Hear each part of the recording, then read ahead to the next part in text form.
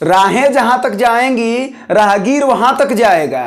दरिया से पूछ रहे हो कि नीर कहां तक जाएगा, खींच दो और निशाना साध अपनी मंजिल का, बाद में देखेंगे कि तीर कहां तक जाएगा। हेलो दोस्तों, जय हिंद। उम्मीद आप लोग मस्त होंगे और अपनी पढ़ाई में व्यस्त होंगे। आज आप सभी को एक और वैकेंसी आईटीबीपी की जो न्यू वैकेंसी आई है उसके बारे में नोटिफिकेशन से लेकर के सिलेक्शन तक का पूरा प्रोसेस क्या है और ये कितने नंबर का होता है, और आपको बता दें कि इसमें ट्रेड का भी नंबर जुड़ता है, ठीक है ना। तो अभी आगे आगे आपको बताएंगे कि इसमें ट्रेड में कितने मार्क होते हैं, सिलेबस क्या है, आपकी स्ट्रेटेजी क्या होनी चाहिए और कौन सी बुक आपके लिए सफिशिएंट रहेगी ताकि आपका एक सीट इसमें कंफर्म हो पाए। ठीक है दोस्तों, तो आइए देखते हैं कि वैकेंसी क्या है। आईटीबीपी कांस्टेबल ट्रेड्समैन की भर्ती है इस बार, ठीक ना। जो रिक्रूटमेंट ऑर्गेनाइजेशन वो आईटीबीपी कराता है, ठीक ना। इंडो तिब्बतियन बॉर्डर पुलिस होता है, ठीक है ना। पोस्ट नेम आपको पता है कि कांस्टेबल ट्रेड्समैन है। इंपॉर्टेंट डेट्स की बात अगर करना है तो देखिए जरा इंपॉर्टेंट डेट्स क्या है। ये 23/11/2022 यानी फॉर्म भराना शुरू हो गया। फॉर्म जरूर भरा लीजिए, ठीक ना, फॉर्म जरूर भरा लीजिए। और आगे देखेंगे कि क्या क्या डिटेल आपके पास होना चाहिए उस फॉर्म को फिलअप करने के लिए। बात करें लास्ट डेट तो अगले महीने में 22 तारीख को इसका लास्ट डेट है। एग्जाम डेट अभी इसका हुआ नहीं है, वो भी बताएंगे कि एग्जाम डेट अभी पहले क्यों नहीं है इसका। बात करें अगर एप्लीकेशन फीस की तो देखिए जनरल ईडब्ल्यूएस और ओबीसी का जो एप्लीकेशन फीस है वो 100 रुपया है। आपको मात्र 100 रुपया पे करने हैं। और उसके बाद अगर SC ST और ये ऑल कैटेगरी फीमेल जितनी भी फीमेल कैंडिडेट हैं वो लोग इस फॉर्म को जरूर फिलअप करें। कब? अगर आपकी रिक्वायरमेंट जो पूरी हो रही है एलिजिबिलिटी क्राइटेरिया में, वो भी आपको बता रहे हैं, ठीक है ना। बात करें अगर पे स्केल का तो ये लेवल 3 में आता है। 21,700 से 69,100 आपकी सैलरी होती है। इसका मतलब ले दे करके अगर देखा जाए तो मोटी मोटा जो आपको सैलरी बनती है वो बनती है 32,000 रुपए। एक महीने में 32,000 रुपए बनती है सैलरी, जो कि काफी अच्छी सैलरी है। अब वैसे भी बेरोजगार के लिए तो एक रोजगार चाहिए, सबसे ज्यादा जरूरी है, लेकिन उसमें रोजगार मिल जाए और सैलरी 30,000 प्लस रहे तो बात ही कुछ और है, ठीक है। बात करें जॉब लोकेशन तो ये इंडिया में मतलब ऑल इंडिया रहने वाला है, ठीक है ना। जॉब प्रोफाइल की बात करें तो वेरी गुड जॉब नेचर, जो कि अभी बताया सैलरी अच्छा है और जॉब भी बहुत ही अच्छा है, ठीक है ना। देखा अगर पोस्ट की बात करें तो पोस्ट कितना, मेल कैंडिडेट के लिए 246 है और फीमेल कैंडिडेट के लिए 41 है। टोटल 287 पोस्ट है। अब बात करें आप कहेंगे कि इसमें तो पोस्ट सर बहुत कम है। अच्छा एक बात बताइए, आपको एक सीट चाहिए कि 287 सीट चाहिए? आप चाहते हैं कि एक ऐसा एग्जाम दें जहां से 287 सीट अपना हो जाए? नहीं, आपको एक सीट चाहिए तो आप उस एक सीट के लिए मेहनत करें। 286 को सोचिए कि कोई और पा जाए, लेकिन 286 के बाद जो एक बचता है वो आपका होना चाहिए। तो बात है एक सीट की, तो वो एक सीट आपको मिल करके रहेगा जब आप मेहनत करेंगे, ठीक है ना। बात कर रहे हैं अगर इसकी एलिजिबिलिटी क्राइटेरिया क्या है तो देखिए एलिजिबिलिटी क्राइटेरिया 3 पार्ट में है इसका। एक है एजुकेशन क्वालिफिकेशन, एक है एज लिमिट और एक अगला है फिजिकल स्टैंडर्ड में आपके पास क्या होना चाहिए, मतलब क्या आपकी रिक्वायरमेंट क्या है। देखिए एजुकेशन क्वालिफिकेशन में देखिए क्लास 10th चाहिए। स्किल्ड ट्रेड जो है वो 2 साल का आपका एक्सपीरियंस बना होना चाहिए। जो वैकेंसी आई है जिस ट्रेड में आई वो भी वैकेंसी बता रहे हैं कि किस ट्रेड की वैकेंसी आई है, तो उसमें आपको 2 साल का एक्सपीरियंस मिनिमम चाहिए। कब तक? एग्जाम जो लास्ट डेट है उसके पहले तक, यानी आपका पहले बन चुका होगा। और उसके बाद से बात करें अगर तो ITI अगर आपके पास रहेगा तो प्रेफरेंस दिया जाएगा, अगर नहीं है तो भी कोई बात नहीं। आपके पास 2 जरूर होना चाहिए, क्लास 10th और स्किल्ड ट्रेड 2 साल का एक्सपीरियंस होना चाहिए रिलेटेड ट्रेड में। वो ट्रेड कौन सा है अभी बता रहे हैं। देखिए अब बात करें एज लिमिट का तो एज लिमिट है मिनिमम 18 साल की अवस्था आप पार कर चुके होंगे, उसके बाद से आप फॉर्म भर सकते हैं। अगर मैक्सिमम एज की बात करें, लेकिन किसके लिए वो ध्यान दीजिएगा, तो मैक्सिमम एज की बात करें अगर तो टेलर, गार्डनर, कोबलर यानी जो मोची है और जो सिलाई वाले हैं और गार्डनर, इनके लिए माली के लिए इन 3 जो लोग हैं इनके लिए जो मैक्सिमम एज है वो होनी चाहिए 23। और मैक्सिमम एज अगर आपकी 25 है तो भी आप फॉर्म भर सकते हैं। कौन सा? सफाई कर्मचारी में, वाशरमैन में और बार्बर में, नाई में आप फॉर्म भर सकते हैं अगर आपकी एज मैक्सिमम 25 अभी नहीं हो रखी, यानी 25 से अगर आप पहले हैं तो, ठीक है ना। बाकी उसके बाद से अगर आप एज की बात करेंगे तो कब तक हो जाना चाहिए, तो 22/12/2022 को ये एज आपका कंप्लीट होना चाहिए। और अगर एज रिलैक्सेशन की अगर बात करें तो आप उसके लिए ऑफिशियल नोटिस पर आप विजिट कर सकते हैं। ऑफिशियल नोटिस क्या है, www.itbpolice.nic.in पर आप विजिट करके देख सकते हैं ऑफिशियल नोटिस को पढ़ करके एक बार को, ठीक है ना। फिर भी कुछ ऐसा चीज छूट नहीं रहा है जहां पर आपको बाद में प्रॉब्लम, आपको सब डिटेल बता दिया जा रहा है, ठीक है ना। देखिए अगर बात करें फिजिकल स्टैंडर्ड की, तो फिजिकल स्टैंडर्ड मेल और फीमेल दोनों के लिए है। मेल की अगर बात करें तो हाइट 170 सेंटीमीटर होना चाहिए। वहीं पर अगर एसटी कैंडिडेट है, जनरल ओबीसी एससी के लिए अगर एसटी कैंडिडेट है तो 162.5 पर भी चल जाएगा। इस बात को ध्यान दीजिए, यानी एफटी कैंडिडेट जितने भी हैं 162.5 अगर आपकी हाइट है तो आप भी एलिजिबल हैं। यानी सबसे पहला बात हुआ कि आपके पास अगर हाइट है तो जाहिर सी बात आप हाई स्कूल पास कर चुके होंगे, 18 एज होगी। अगर स्किल ट्रेड होगा तो आप ये फॉर्म को फिलअप कर सकते हैं और करिएगा जरूर अगर आपका ये सब एलिजिबिलिटी क्राइटेरिया में अगर आप आ रहे हैं तो, ठीक है। अगर बात करें कि चेस्ट का तो 80 से 85 है। और रनिंग की बात करें यहां पर तो 1600 मीटर दौड़ने होते हैं, वो भी 7.5 मिनट में, जो कि बहुत कठिन नहीं रहने वाला है। और अभी हम आपको बताएंगे सिलेक्शन प्रोसेस में भी कि आप आखिर अंत में कहां फंसेंगे, जहां आप रुक सकते हैं लेकिन वहां पर भी किस तरीके से आप निकल जाएंगे और एक सीट आपका हो करके रहेगा, वो भी अभी आपको बातें बता रहे हैं। तो रनिंग की बात करें 1600 मीटर है 7.5 मिनट में। बात करें लॉन्ग जंप तो वो 11 फीट, आपको ध्यान दीजिएगा मेल के लिए 11 फीट लॉन्ग जंप और हाई जंप है 3.5 फीट। 3 बार मौके मिलते हैं, कोई विशेष दिक्कत होने वाला नहीं है। आप जब रनिंग करेंगे तो ये सब आपका हो जाएगा। तो ये 3 बार आपको मौका मिलता है। बात करें फीमेल कैंडिडेट की, तो फीमेल कैंडिडेट का जो जनरल ओबीसी एससी है उनके लिए 157 सेंटीमीटर हाइट होने वाली है। और एसटी की बात करें तो 152 सेंटीमीटर अगर आपकी हाइट है तो आप फॉर्म भर सकती हैं, ठीक है ना। तो आप फॉर्म जरूर भरिए। तो 157 सेंटीमीटर। रनिंग की बात करें वहीं पर फीमेल कैंडिडेट के लिए तो 800 मीटर रनिंग रहने वाला है। टाइम आपको देखिए कितना दिया जा रहा, 4 मिनट 45 सेकंड, इतने में आप जरूर निकाल लेंगे। तो इसमें भी आपको कोई विशेष दिक्कत नहीं रहने वाला है। बात करें अगर लॉन्ग जंप तो लॉन्ग जंप 9 फीट है फीमेल के लिए। और अगर हाई जंप की बात करें तो 3 फीट है और 3 बार मौके मिलते हैं इसके लिए, ठीक है ना। ये हो गया आपका फिजिकल स्टैंडर्ड, ये होना चाहिए। बात करें सिलेक्शन प्रोसेस का, तो सबसे पहले आपकी प्रक्रिया मतलब पहले क्या होना चाहिए जहां से आपको वहां तक पहुंचेंगे, तो सबसे पहले आपका होगा पीएसटी। और पीएसटी क्या होता है, फिजिकल स्टैंडर्ड टेस्ट।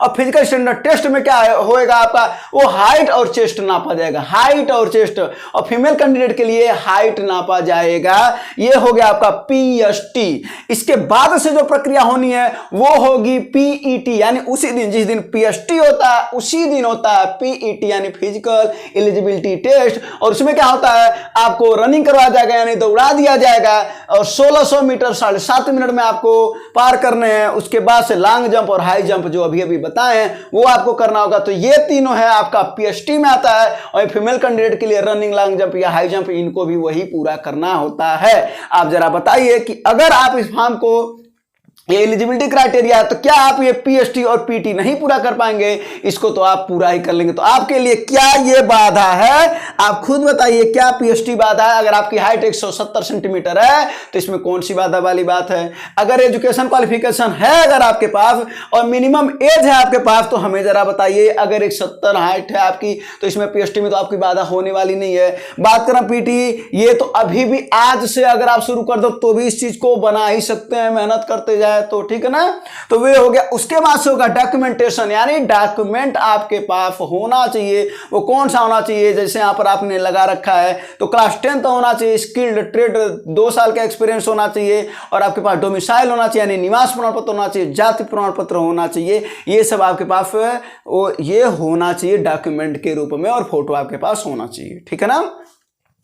उसके बाद से यहां पर देखिए, यहां पर थोड़ा सा अंतर है। यहां पर सीआईएसएफ से थोड़ा सा अंतर, सीआईएसएफ में पहले ट्रेड होता है उसके बाद से रिटन एग्जाम होता है, लेकिन इसमें क्या है, पहले रिटन एग्जाम है उसके बाद से ट्रेड होता है, ठीक है ना। इस बात का ध्यान दीजिए। तो रिटन एग्जामिनेशन है और रिटन एग्जामिनेशन में हम आपको बताते हैं तो टोटल रिटन एग्जामिनेशन में देखिएगा ये 50 नंबर का होता है। कितने नंबर का होता है, 50 नंबर। तो बात कर रहे हैं रिटन एग्जाम का तो ये होता है 50 नंबर, ये रिटन एग्जाम हो गया, ठीक है ना। और अगर बात करें ट्रेड का तो ये भी 50 नंबर के होते हैं, ठीक है ना, ये 50 नंबर का ये भी होता है, यानी टोटल हो गए 100 नंबर।